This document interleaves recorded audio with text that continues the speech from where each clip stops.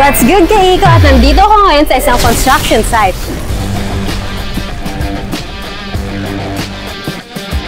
At may nakita ko ang gumagamit na isang Inco cordless tool.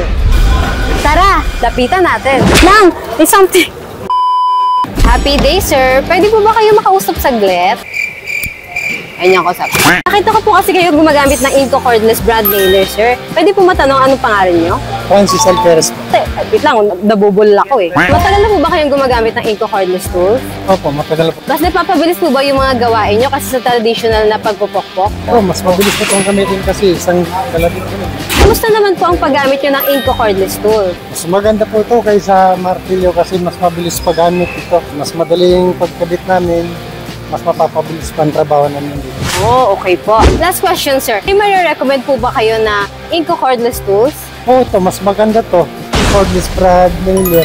Mas mabilis pang gawin kaysa pagmamartilyo. Ito, wala pang isang linggo natapos na namin to. Wow! Ayun, maraming salamat po, sir. So, ayun guys, nakita nyo namang satisfied si sir sa paggamit niya ng Inco cordless tools.